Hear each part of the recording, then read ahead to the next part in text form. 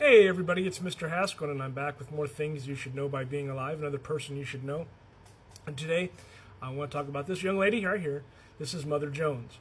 I want to talk about her life, her labor activism, her connection to Illinois, and her overall legacy. So let's have a look at her. So, who was she? She was Mary Harris Jones, and she was born in 1837 in County Cork, Ireland, and it was during the Great Famine. Her family immigrated to Canada in order to escape starvation. And she became a school teacher and eventually a dressmaker, and she moved to Chicago and then eventually ended up in Memphis. Now, in 1867, her husband George Jones and their 4 children died of yellow fever while they were in Memphis. She then moved back to Chicago, opened a dress shop, and then lost everything again in the Great Chicago Fire of 1871. These tragedies, deepened her connection to the struggles of working people. So, after the Chicago Fire, Mary Harris Jones dedicated her life to helping workers with their rights. She joined the Knights of Labor and became active in the growing labor movement at the time. She became known for powerful speeches and organizing strikes, but also fearlessly facing company guards and the police. So, why Mother Jones? Workers began calling her Mother because she had a very nurturing presence. She also had this fierce need to protect workers. And her plain clothing and grandmotherly image really made her relatable, and it was quite disarming to authorities at the time as well. Now, Mother Jones also earns another nickname, and that nickname is the Miner's Angel. She organized coal miners from across Illinois, West Virginia, Colorado, and Pennsylvania. She advocated for better wages, safer working conditions, and also union recognition. She joined miners on picket lines and in tent colonies, and she would oftentimes put her own safety in danger.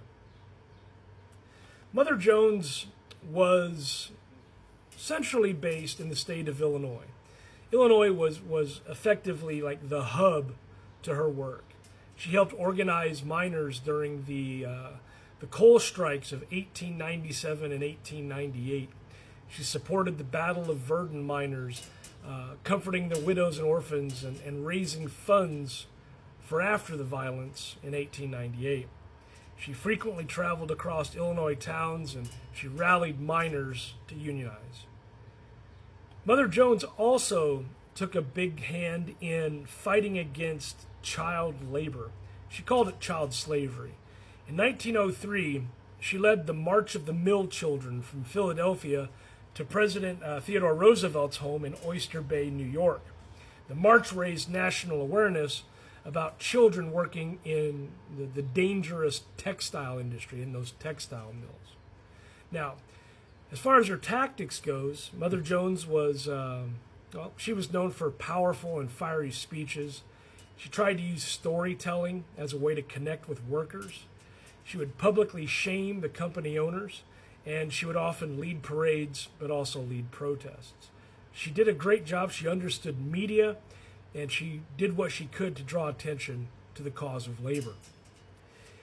Mother Jones was also arrested multiple times for her activism. In West Virginia during coal strikes, she was imprisoned in 1912 for inciting riots, and she was often released due to public outcry, using her arrests to gain publicity for workers' causes, and then the public would say, you got to let her go. She was also involved in the workers' rights in Colorado. She was involved in the Colorado Coalfield War of 1913 and 1914. She supported miners during the Ludlow strike, and she also witnessed the Ludlow massacre, where striking miners and their families were killed. And her activism in Colorado solidified her own national reputation. She did meet with John Rockefeller, who was the owner of the mines during the Colorado Coalfield War. As far as her philosophy goes, as a labor activist, she believed that workers deserve dignity and fair wages, that the rich exploited the poor through unsafe workplaces. She also believed that unions were the key to gaining power for the workers. She famously said, "Pray for the dead and fight like hell for the living." Mother Jones died in 1930 at the age of 93 after a lifetime of activism. She's buried in the Union Miners Cemetery in Mont Olive, Illinois, not too far from my home here in Macoupin County. And she honored her connection with the Illinois miners, being buried with her boys. Why does she matter? Why does Mother Jones' legacy matter? What's the why here? Her life reminds us that change requires courage and action. Workers' rights were won through a great deal of sacrifice and hard work. And one determined voice can rally thousands to justice. Mother Jones dedicated her life to workers, children, and the poor.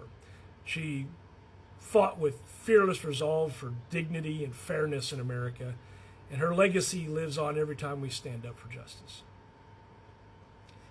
This is the first time you're hearing about Mother Jones, or just getting reminded or stirring up memories from a long time ago. Hey, leave me a like, a comment, a follow, a share for more things that you should know by being alive. Because learning about Mother Jones shows us how ordinary people can turn around and change history. Thanks for watching.